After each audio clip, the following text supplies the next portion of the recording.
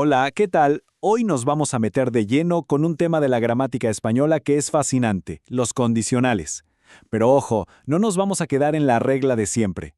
Vamos a ver cómo una sola palabrita puede cambiar el juego por completo y hacer que algo que era un simple hecho se transforme en una advertencia, y una bastante seria.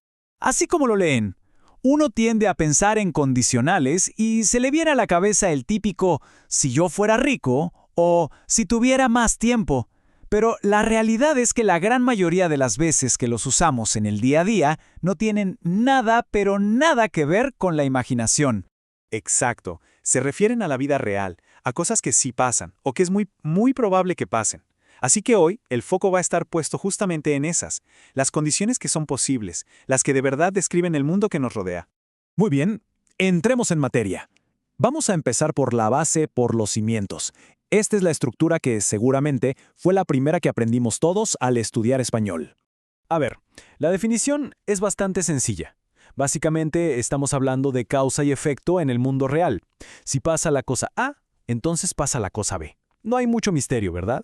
Es pura lógica. Sirve para describir hábitos o consecuencias que son directas. Y bueno, aquí está la fórmula mágica, que en realidad es muy simple. Empezamos con sí, seguido de un verbo en presente. Esa es la condición.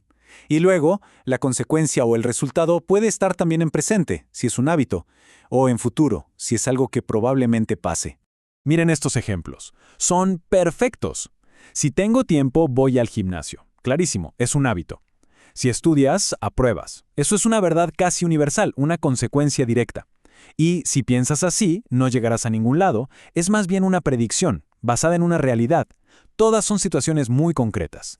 Entonces, el punto clave, lo que hay que llevarse de esta primera parte, es esto. Con esta estructura no estamos fantaseando, para nada. Estamos hablando de la realidad o de algo que es altamente probable que suceda. Es una forma de hablar informativa y directa. Pero, ¿qué pasa cuando la intención del que habla cambia? Y aquí es donde la cosa se pone de verdad interesante, porque vamos a meter en la ecuación una palabrita que lo cambia todo, una palabra que le pone una carga emocional muy potente a lo que decimos. A ver, pensemos en esto.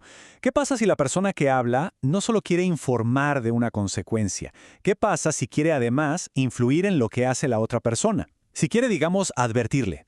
O, ¿por qué no?, hasta amenazarla un poquito. Esta es la diferencia fundamental, es la clave de todo. Mientras que sí, es neutral, es como si presentara un hecho y ya, como, en este mismo contexto, introduce una advertencia clarísima. El tono de la conversación pasa de ser objetivo a ser súper subjetivo, muy personal. Miren, este truco es oro puro, de verdad.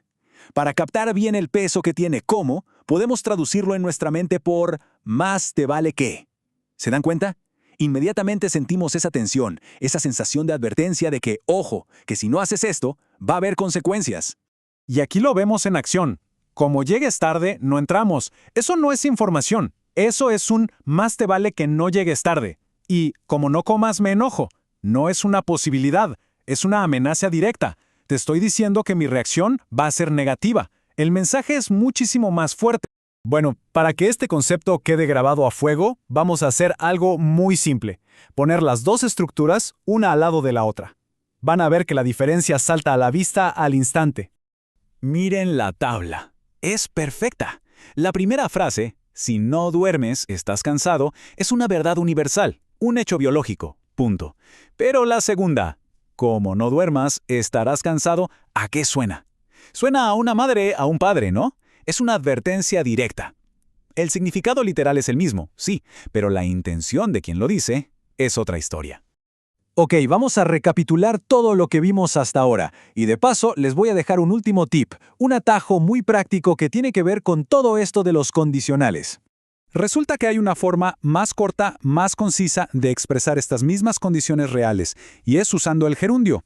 Es una construcción súper común en español y la verdad es que suena muy natural.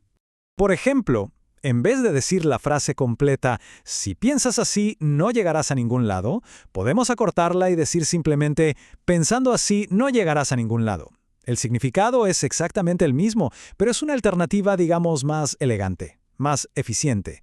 Entonces, para resumir y que nos queden las ideas claras, primero, Los condicionales reales no son imaginarios, describen nuestro mundo. Segundo, la palabra sí es la herramienta neutral, la que usamos para hablar de hechos. Y tercero, y lo más importante, cómo es la palabra que le mete emoción y convierte esa misma condición en una advertencia.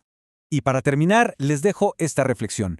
Entender esta diferencia no es solo una cuestión de gramática, es entender la intención que hay detrás de las palabras. Es saber distinguir cuándo alguien nos está informando de algo y cuándo nos está mandando una señal de alerta.